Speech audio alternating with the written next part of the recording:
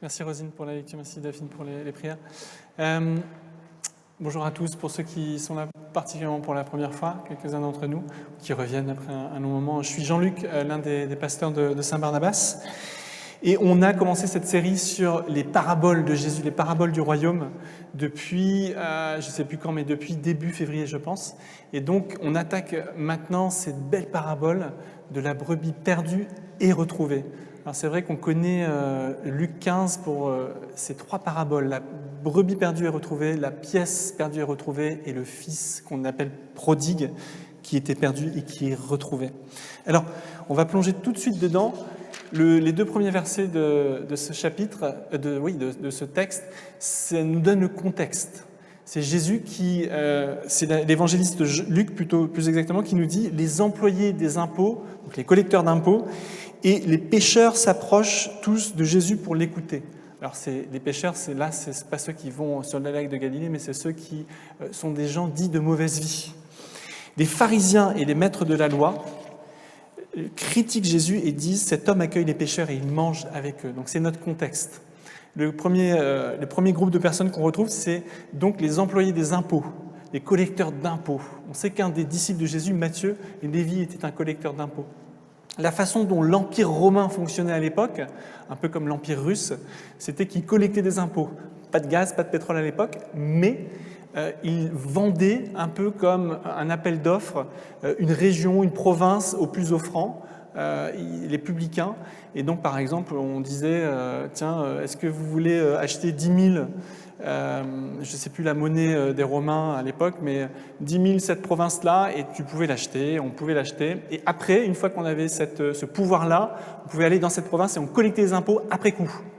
Et donc, on pouvait se faire une petite marge. Vous voyez le système ou pas? C'est que, de manière centrale, on vendait l'Empire, l'empereur et son administration récupéraient l'argent tout de suite, et après, les autres se chargeaient de la récupérer. Et là, dans cette province romaine, eh bien, il y avait des employés d'impôts qui se chargeaient de récupérer ce que probablement une personne ou plusieurs avaient déjà misé, entre guillemets. Et donc les employés des impôts, évidemment, c'était des personnes qui étaient considérées comme des traîtres par rapport au peuple juif qui était sous domination de l'Empire romain. Et donc c'était des personnes, des parias. Les pécheurs, je n'en parle pas, puisque selon la loi juive, c'était des personnes qui étaient aussi des parias. Et effectivement, si on pense qu'aujourd'hui il y a un problème de classe sociale, de pauvreté, dans nos sociétés, de racisme peut-être, à l'époque de Jésus, c'était autant le cas, si ce n'est plus qu'aujourd'hui. Il y avait vraiment une échelle. Et au bas de l'échelle, il y avait ceux qui avaient la lèpre, les lépreux, si vous voulez. Eux, c'était vraiment ceux qui ils n'avaient pas le droit de citer dans les villages, dans les villes. Ils étaient extérieurs, ils étaient impurs, ils étaient contagieux. Il y avait évidemment aussi donc les collecteurs d'impôts. À un autre niveau de l'échelle sociale, ils étaient des traîtres. Il y avait aussi des personnes, les prostituées peut-être, les gens de mauvaise vie. Il y avait aussi les bergers. Les bergers n'étaient pas considérés comme des gens très acceptables. Ils étaient souvent dans la campagne, donc, pour leur métier. Et je ne sais pas si vous avez vu l'émission qui s'appelle The Chosen, la série qui s'appelle The Chosen. Vous pouvez le télécharger sur vos smartphones. C'est vraiment bien fait. Et l'épisode de Noël le montre très très bien, en fait. On voit quelques bergers qui viennent dans un village vendre leurs moutons. Et on voit exactement ça. C'est des gens qui sont vraiment sur le bord de la société, assez pauvres. Et donc, ils étaient en bas de cette échelle sociale de l'époque de Jésus.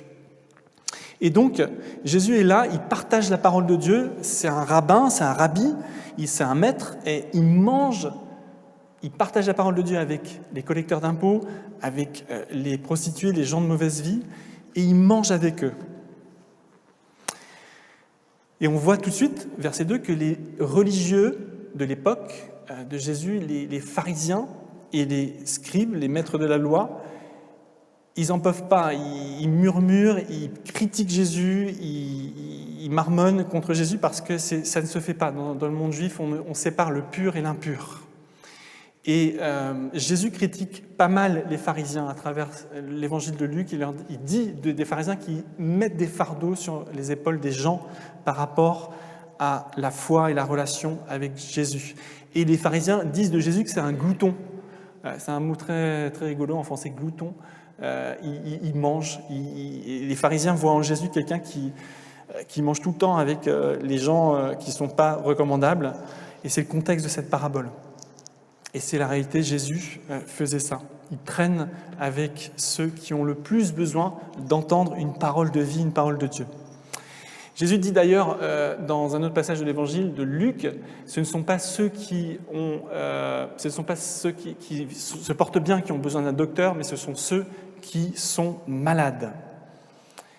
Et donc du coup, on va voir ces 3 prochaines semaines, ces paraboles que Jésus va raconter donc aux pharisiens et aux scribes par rapport à ce contexte d'opposition entre les religieux de l'époque et ce Jésus qui détonne, qui annonce un royaume qui est différent de ce que les pharisiens vivaient.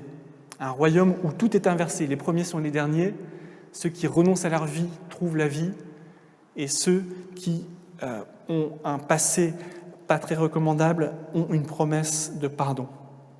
Donc imaginez que Jésus introduise ces comparaisons, cette parabole, en disant aux pharisiens, imaginez, vous êtes des bergers. C'est ce qu'il dit au verset 3. Alors Jésus raconte cette histoire. Parmi vous, un homme a 100 moutons, il est berger. Alors comme je viens de vous expliquer, les bergers, c'était quand même pas en haut de l'échelle sociale. Je pense que les pharisiens se sont dit, attends, moi berger, tu m'as bien vu, je suis un religieux, je connais bien les choses, je ne suis pas de cette caste-là. Et je pense que déjà là, Jésus, il leur envoie une petite pique, vous les bergers. Alors, c'est un berger qui a 100 brebis. Donc là, peut-être les pharisiens se reprennent. Ah, 100 brebis, ça veut dire quand même 100 moutons, ça veut dire j'ai un peu de moyens socialement, je ne suis pas un de ces petits bergers. Mais s'il en perd un, donc nous dit Jésus, il va tout laisser et ne va-t-il pas aller chercher cette brebis perdue? Alors passons aux brebis, les moutons. Vous avez déjà vu des moutons en Angleterre, en Irlande, c'est avec la Nouvelle-Zélande et l'Australie, les pays du mouton. On en a aussi en France, mais les moutons domestiqués ne survivent pas tout seuls. Alors ça c'est important à comprendre, on a domestiqué le cheval, le chien, les chats sans poils et les moutons. Mais le mouton, ce qui est caractéristique, c'est qu'il ne survivra pas dans la nature. Il a besoin d'avoir un certain confort, une certaine sécurité, de l'eau évidemment, et il est capable même de boire de l'eau qui est empoisonnée, il ne sait pas trop bien distinguer une bonne eau, etc. Donc c'est vrai qu'on les trouve jolis, c'est vrai que c'est tout mignon, mais justement un mouton c'est un peu bébête, si je peux m'exprimer comme ça, excusez-moi pour l'expression. Et un mouton qui se perd, qui se blesse, qui est malade, est toujours en danger de mort, on comprend bien. Et par exemple, un mouton, il peut se déplacer, s'éloigner de son troupeau pour aller chercher de l'herbe verte. Il peut monter, il peut descendre peut-être si on est dans le contexte de colline ou de montagne. Mais si c'est un petit peu rocailleux, il ne va pas réussir à redescendre ou à remonter. Vous voyez ce que je veux dire? Il peut s'élancer et finalement se trouver coincé. Et ça arrive malheureusement pour nos moutons. Et c'est la question qu'on se pose ici dans cette parabole de Jésus, c'est pourquoi est-ce que la brebis s'est perdue? Donc peut-être elle est allée chercher un peu plus loin des herbes vertes, dans un terrain trop accidenté pour elle. Peut-être qu'elle s'est perdue, qu'elle ne retrouve plus son chemin. Peut-être qu'elle s'est blessée justement. Peut-être qu'elle a bu de l'eau qui était pas saine et donc elle est malade. Et quelle que soit l'idée, on comprend qu'il y a une brebis qui n'est plus dans la bonne direction, plus dans la sécurité du troupeau, plus avec son berger. Et les 99 autres, eh ben, pour le coup, elles sont restées près des eaux calmes, près des verts pâturages, avec le bon berger. Je pense que tous, probablement, dans notre vie, on peut se comparer, on peut s'identifier. Et c'est là que Jésus est fort, parce qu'au début, il a dit finalement aux pharisiens, est-ce que vous êtes un berger? Non, en fait, on découvre que Jésus nous montre qu'on est des moutons et dit aux pharisiens, vous êtes vous et les autres personnes qui entourent, des moutons. Et je pense qu'on peut tous s'identifier à un moment dans notre vie, on a été une brebis dite perdue, une brebis blessée, une brebis malade, une brebis égarée, une brebis seule, une brebis qui était allée voir des prés d'herbes vertes et se retrouve dans des situations très difficiles. Et dans cette parabole, le berger, on découvre que c'est Jésus. Et la première chose qu'on découvre sur Jésus et sur Dieu, c'est qu'on l'a chanté depuis 3 fois. Je n'ai pas grand-chose à redire dans mon message puisqu'on l'a déjà chanté. Mais Jésus, il vient nous chercher. il vient et Dieu vient nous chercher, il vient nous secourir. C'est une première chose qui est incroyable. On découvre dans la Bible que Dieu est celui qui nous a précédés. Dieu est celui qui veut nous retirer des grandes eaux. Non seulement il nous cherche, et là dans le contexte de la parabole, il nous trouve. Le bon berger a trouvé la brebis, il la met sur ses épaules, il restaure cette brebis, il la ramène à la maison. Alors évidemment, le psaume 23 nous vient à l'esprit. Pour ceux qui ne le connaissent pas, je vais le relire. Et à l'époque de Jésus, les pharisiens évidemment connaissaient tous ces textes par cœur. Le Seigneur, c'est le psaume 23 de David, « Le Seigneur est mon berger, je ne manque de rien. Il me fait reposer dans des champs d'herbes vertes, il me conduit au calme près de l'eau. Il me rend des forces, il me guide sur le bon chemin. Même si je traverse la sombre vallée de la mort, je n'ai peur de rien, Seigneur, car tu es avec moi. Ton bâton de berger est près de moi, il me rassure. Tu m'offres un bon repas sous les yeux de mes ennemis, tu verses sur ma tête de l'huile parfumée, tu me donnes à boire en abondance. Oui, tous les jours de ma vie, ton amour m'accompagne et je suis heureux. Je reviendrai pour toujours dans la maison du Seigneur. Donc on voit bien que Jésus, quand il raconte cette parabole, évidemment, il a ce contexte du psaume 23 dans son esprit. Il a ce contexte que les brebis, elles sont retrouvées par Dieu, par Jésus. Il les porte sur ses épaules et il les ramène à la maison. Mais pourquoi est-ce que Dieu fait ça ? Pourquoi est-ce que Dieu va nous chercher ? Pourquoi est-ce que, dans cette parabole, le berger, pourquoi berger vas-tu chercher cette brebis et tu laisses les 99 autres ? Parce que Jésus veut, et la Bible nous dit cela, et Dieu veut nous faire comprendre que la raison, elle est simple, elle est qu'on appartient au berger. Nous sommes à Dieu. Tu es à moi, dit Dieu à chacun d'entre nous. Tu m'appartiens. Rentre à la maison. Et en fait, évidemment, c'est lié à l'amour de Dieu. On l'a chanté, encore une fois, assez de manière extravagante, comme on l'a lu chanter. Mais on ne mérite pas cet amour, mais on fait partie d'une communauté, on fait partie d'une famille. Et cette famille, Dieu veut que l'on la redécouvre ou qu'on la découvre. La raison pourquoi le berger va chercher sa brebis, pourquoi la femme dans la parabole suivante retrouve cette pièce, c'est qu'elle lui appartient. Et Dieu veut simplement nous dire « Je veux te ramener à la maison ». Simplement parce que tu m'appartiens, tu es à moi. Et Dieu peut le dire parce que c'est vrai. La Bible nous l'explique. La Bible nous l'explique dans bien d'autres passages que Dieu nous connaît, nous a créés, nous a aimés, nous a sauvés. Et Dieu nous sauve, il nous restaure, il nous ramène là où nous appartenons et il nous fait découvrir des nouveaux verts pâturages près des eaux paisibles. Et c'est vrai pour chaque personne. Et c'est l'objectif du French Connect, l'objectif de Saint-Barnabas, l'objectif de toute église chrétienne au monde, de faire connaître ce message. Et c'est une personne, ne serait-ce que pour une personne ce soir, en ligne ou ici, le Seigneur veut et s'intéresse à nous personnellement. Et souvent, on se disqualifie nous-mêmes. On se dit que oui, c'est peut-être vrai pour une autre personne, mais pas pour moi, pour mon voisin, mais pas pour moi. Moi, je veux te dire, ce soir, le Seigneur te voit, le Seigneur te cherche, et le Seigneur va te trouver.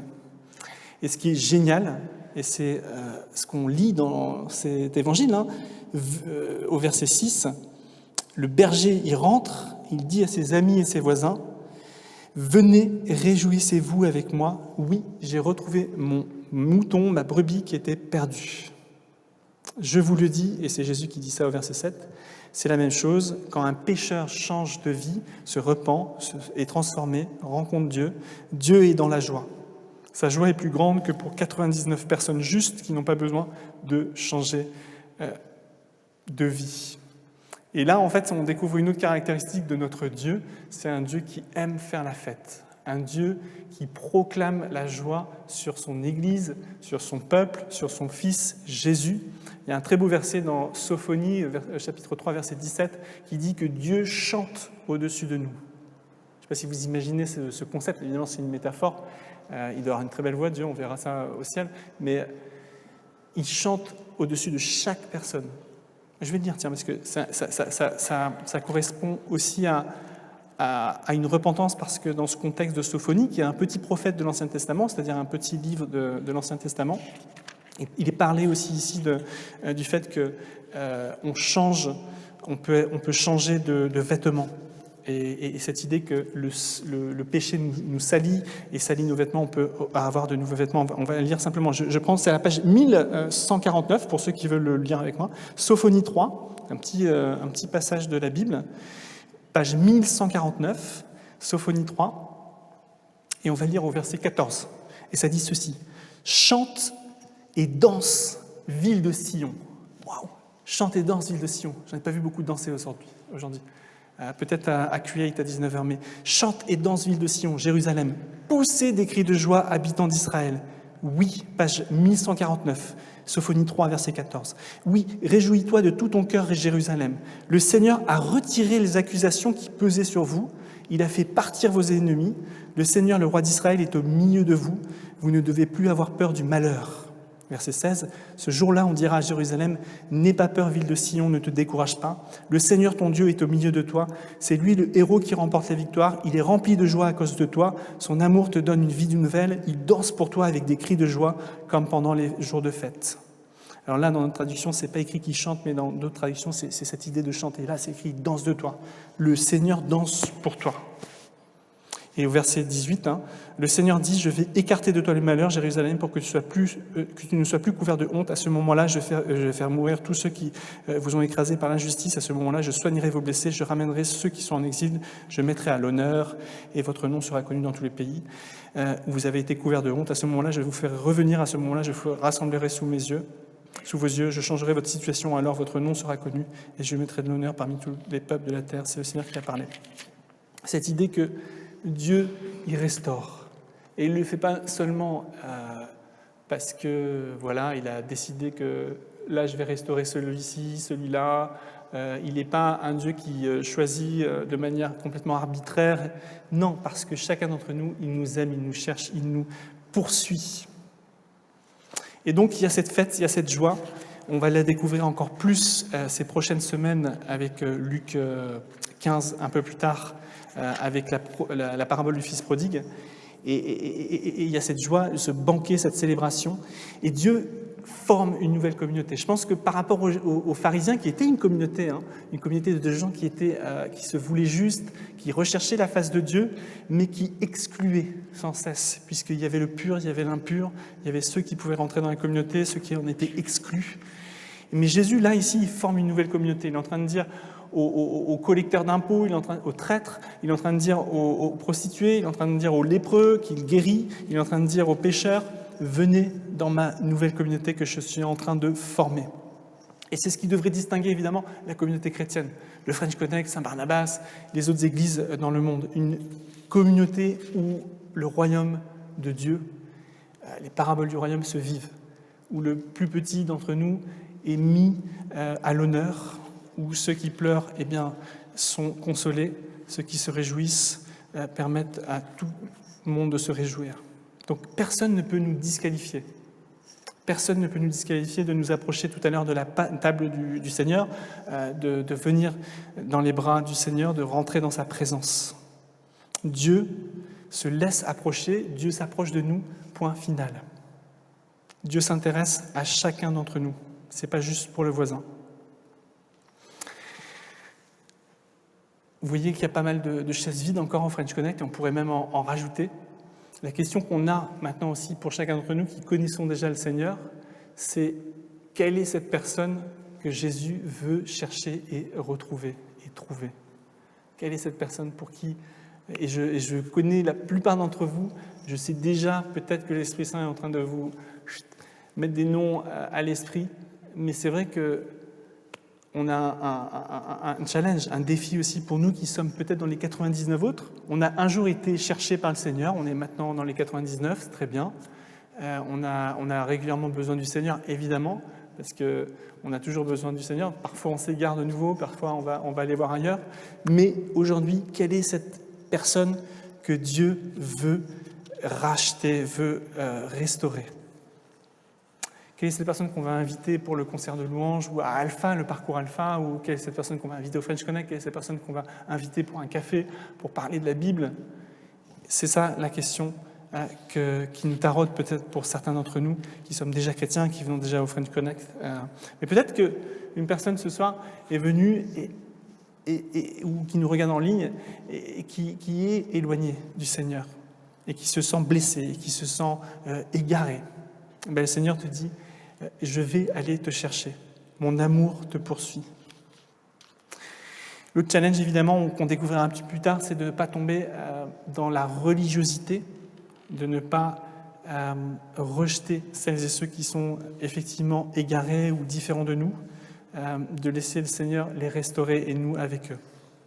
Alors voilà, c'est le challenge qu'on a ce soir, de être nous à notre tour aussi des bergers. Jésus n'est plus physiquement parmi nous, mais il a laissé son Église, il a laissé des hommes et des femmes qui sont là dans le monde pour faire sa volonté. Alors on va prier. Alors que je termine maintenant, on va prier et on va laisser le Saint-Esprit nous guider. Père éternel, merci parce que tu es un Dieu qui nous aime, qui nous cherche, qui chante au-dessus de nous, qui est à nos côtés, qui est au milieu de nous. Merci Saint-Esprit parce que tu vis en nous, Seigneur. Merci parce que tu agis dans le monde. Merci parce que tu ne laisses jamais une personne qui crie à toi, Seigneur. Père, il y a tellement de besoins dans nos vies, dans nos quartiers, dans nos villes, dans nos pays, dans ce monde. 7,5 milliards d'habitants, Seigneur, ça fait beaucoup de choses. Mais Seigneur, toi, ce n'est pas impossible à toi, Seigneur, d'être concerné par tout ça, Seigneur. La souffrance, l'abandon, les abus, les relations brisées, les cœurs brisés, Seigneur. Toi, Seigneur, tu es à l'œuvre. Ton esprit est à l'œuvre. Merci parce que tu vas chercher chaque personne personnellement, Seigneur. Père, donne-nous, pour certains d'entre nous, d'être instruments, d'être les mains, les pieds, les yeux, les sourires, les mots, pour bénir, Seigneur.